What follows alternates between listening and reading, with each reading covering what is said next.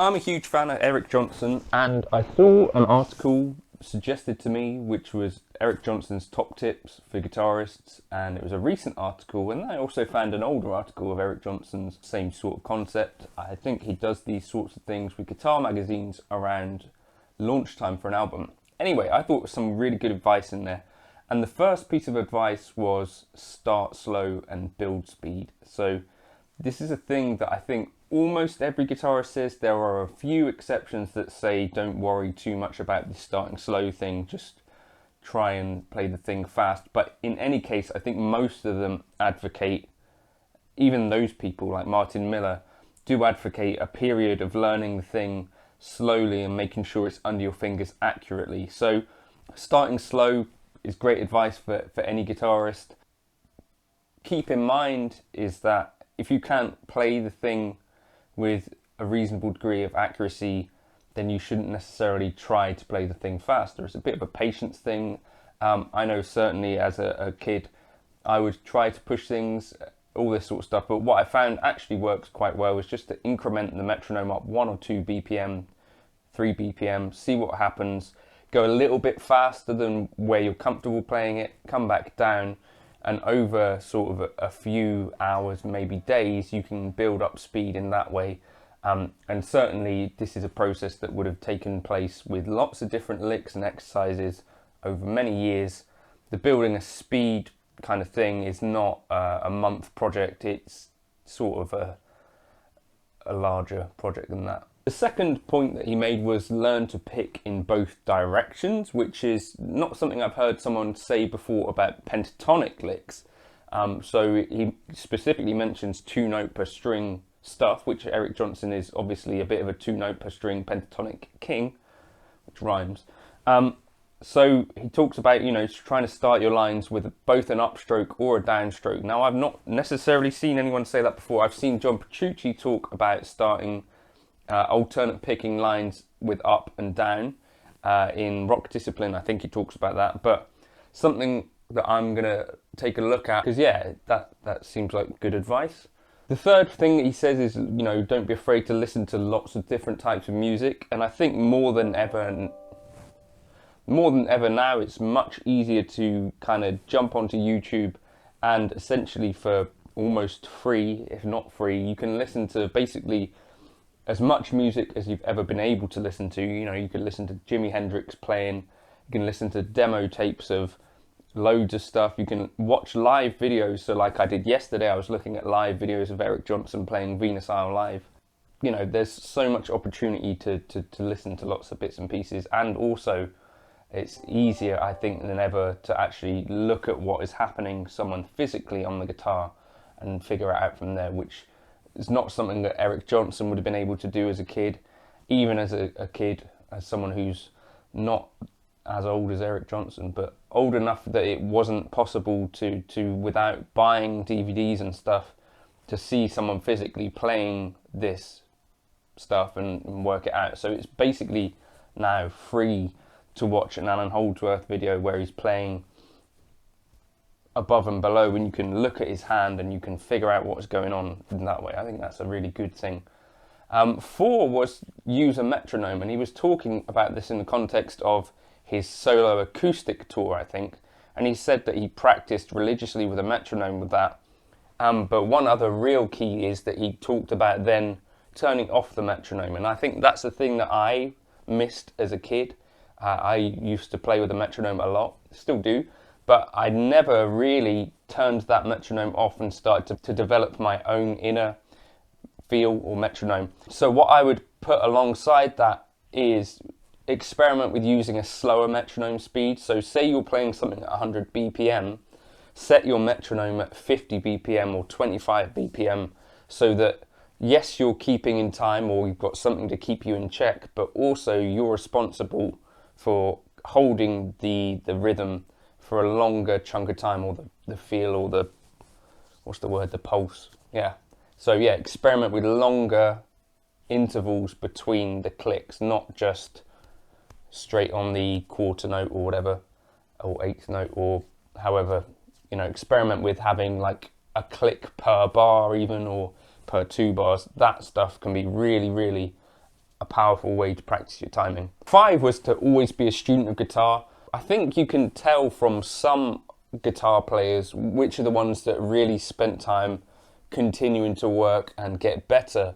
Now, Alan Holdsworth is one of these, and Eric Johnson is one of these, and these are people that I think peaked fairly late in their careers. So I think some of Alan Holdsworth's best stuff happened when he was around 40, and likewise for Eric Johnson. I think Venus Isle for me is my favourite album of his, and that didn't happen again till he was about 40. So I think I used to have it in mind that if you hadn't achieved certain things by a certain age, which obviously I'm past now, that potentially nothing good necessarily will happen. But I think it's true for me to say that things can continue to get better. And even if you're not going to be on TV playing guitar, I think you can see from Alan Holdsworth or Eric Johnson's work that there's continual development potential, at least, so that you could keep getting better and keep playing guitar in a way that for me is more beautiful or sounds better, or yeah, so continually being a student of guitar I think is a good thing, and it's easier now to be a student than ever before. I did just want to shout out TrueFire here because I just saw that they come out with a course with Martin Taylor, who I actually saw live at university, kind of jazz, solo jazz guitarist. I'm going to take a look at that when I get time, talking about being a student of guitar. TrueFire, they sponsor this channel and they gave me a discount code for people to use, JNC40, so you can get 40% off any course. I think that's a good thing. They also have this all access pass thing. I never had a guitar teacher as a kid. I did grow up playing piano, which turns out I'm the same as Eric Johnson in that way. So I had piano lessons when I was younger, but when I picked up a guitar, my dad showed me a few things, and basically I'm self-taught. But I do still get a lot of benefit out of the TrueFire stuff that I've been looking at, because as a partner, they've given me access to all the courses. So I've been looking at stuff on there. As I say in every video now, you know, there's lessons from Andy Timmons, Robin Ford, Tim Miller, Martin Taylor. I'm finding different stuff on there, and there was that Eric Haugen thing. So I just wanted to shout out that Martin Taylor thing. I'm going to watch it. I'll come back to you on any tips and stuff that I found in it that I thought are worth sharing. But part of the partnership of this channel is that occasionally I'll point out things that are interesting to me on that. So it's not a hard sell or anything. It's just something I thought is relevant. TrueFire, 40% off if you want. But yeah, I think guitar lessons could be a thing for some people, but for me, guitar has been a fairly solitary sort of thing where, you know, you find your interest, you follow it, you find the bits and pieces that keep you motivated. One other thing, there was some other more general points that he made were about muting your strings. So for me personally, the way that I mute my strings, especially because I use quite a bit of gain, this fleshy part of the hand, and then kind of this part underneath the string. So you kind of imagine that you're sort of gripping round a branch or something with a light touch. So you mute under the strings with this part of your hand, and then kind of the palm is where you mute the rest. Now, muting doesn't need to be aggressively pressing, it's just like a little light touch so it doesn't ring out. But it's interesting that one of Eric's points was mute your strings. And another one was about learning how to attack the string and practice different ways. And a thing I've noticed is that I play with a slightly lighter touch, I think, than some people. And Eric Johnson certainly talks about this, where you're not necessarily attacking every note hard, picking. Think about maybe like headroom to your notes. Like if you pick your first note super hard, that is like the highest amount or most aggressive amount of dynamics that you can achieve. You maybe want to think about actually pulling it back a bit so that if you wanted to pick harder, you'd still have somewhere to go. Think about it like dynamics, I guess, and articulation. But that was another piece of advice that I thought was cool. Let me know your favorite kind of tips from any of your favorite guitar players in the comments, if you would. I think the people like this that have shared kind of their wisdom, I think it's great to get this advice from them. And even Eric Johnson, for example, references like Wes Montgomery when he talks about the wrong notes tip, you know, experimenting with playing wrong notes. So it's good to have a hero. I'll catch you in another video soon. Have a good Sunday. Cheers.